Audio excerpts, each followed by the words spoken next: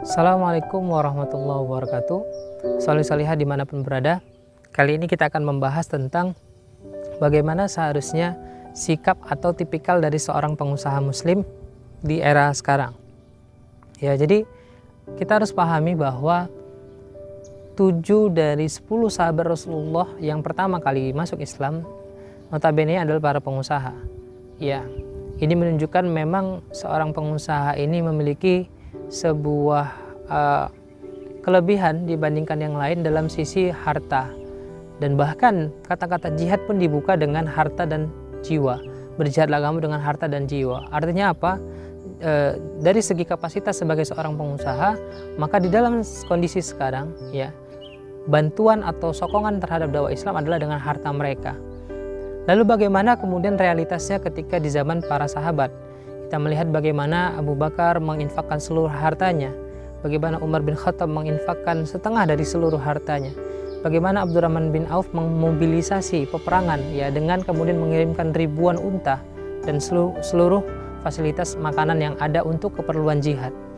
Dan itu juga harus kemudian kita lakukan di zaman sekarang gitu. Salah satu contoh kasus yang mungkin sangat bisa kita jadikan sebagai inspirasi adalah bagaimana kisah dari seorang Sa'ad bin Rabi al-Ansori. Siapa Sa'ad bin Rabi al-Ansori? Beliau adalah salah seorang sahabat Ansor di Madinah yang suatu ketika pernah dipersaudarakan oleh Rasulullah. Jadi Rasulullah pernah mempersaudarakan Sa'ad bin Rabi dengan Abdurrahman bin Auf. Abdurrahman bin Auf adalah orang yang paling kaya di Mekah dan Sa'ad bin Rabi adalah orang yang paling kaya di Madinah. Mereka ini persaudarakan, di mana kondisi kemudian Abdurrahman ketika itu baru hijrah dari Mekah ke Madinah dan tidak memiliki apapun karena ditahan oleh orang-orang Quraisy. Jadi ketika sampai di sana, maka luar biasa Sa'ad bin Rabi langsung mengatakan kepada Abdurrahman, "Wahai Abdurrahman, saya memiliki banyak usaha, ambillah setengah untukmu. Dan saya memiliki 2 istri, dan pilihlah mana yang menurutmu paling cantik, ketika masa iddahnya habis maka nikahilah." Masya Allah ya, luar biasanya pengorbanan dari seorang Sa'ad bin Rabi. Apakah hanya dari segi bisnis? Ternyata tidak. Ternyata para sahabat ini selain dari bisnis, tapi juga kemudian sangat luar biasa dalam perjuangan dakwah. Salah satunya adalah jihad. Bukan kayak pengusaha zaman sekarang gitu ya.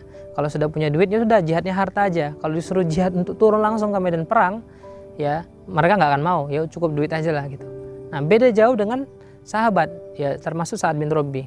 Jadi ketika perang Uhud ya, yang ketika itu Sa'ad bin Rabi ikut ya, maka banyak yang terbunuh, banyak yang kalah ya, karena memang di saat perang Uhud kaum muslimin kalah.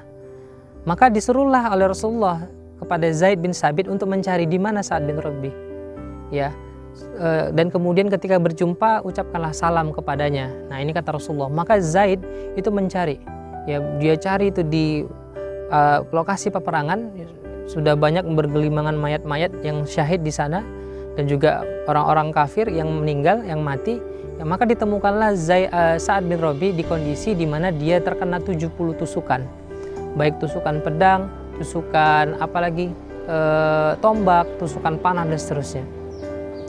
Dan ketika di saat itu diucapkanlah kepada Sa'ad, "Wahai Sa'ad, ya sesungguhnya Rasulullah mengucapkan salam kepadamu."